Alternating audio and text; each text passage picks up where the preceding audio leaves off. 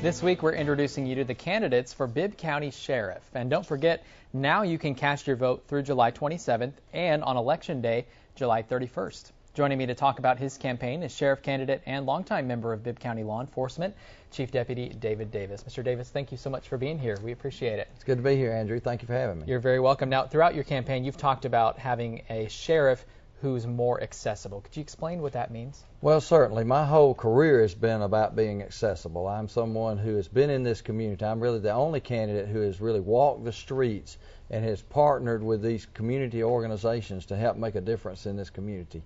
And I am someone who returns the phone calls. I'm someone who is there for people to contact and to help solve whatever problems they may have. So you're a man of the people, and you want to continue that if you're elected Certainly, sheriff. Now, if consolidation passes and if you're elected, how do you plan to make the transition for Macon police officers as smooth and as painless as possible?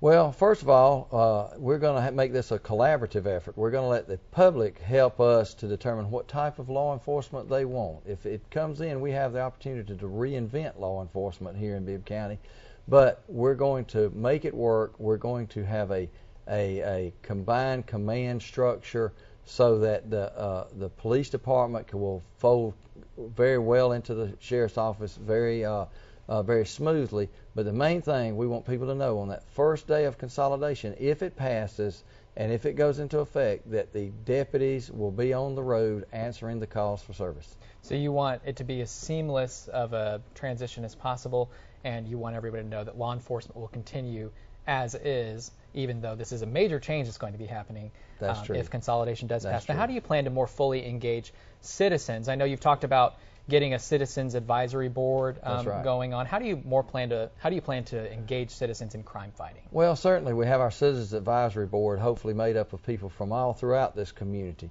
But we also want to form partnerships. It's all about securing our future one street at a time. Everybody can do something. Everybody can do something on their street. The sheriff's office wants to have people involved. I want to hear from people to help them become involved to make a difference on their street. What can the sheriff's office do to more fully engage students and children in the community to keep them off the streets and keep them in school? Oh, that's essential. We have to do everything we can to partner with all the organizations. There's some great organizations in this community that reach our youth and reach our children. We need to get them early before they go down the path that may lead them into the LEC door. So all of those things we're going to do. Right now we're even going into the daycare centers.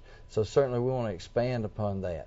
Work with other agencies, work with community groups, because no sheriff, no law enforcement officer can do it all by themselves. It takes all of us working together. All right, Chief Davis, thank you so much for being here. We appreciate it, and good luck on your campaign. Thank you, And Andrew. Thursday on the news at 6, candidate for Bibb County Sheriff Albert Hall will join us. And Friday, Bill Lucas, who's running for the same position, will come on our broadcast to talk about his campaign.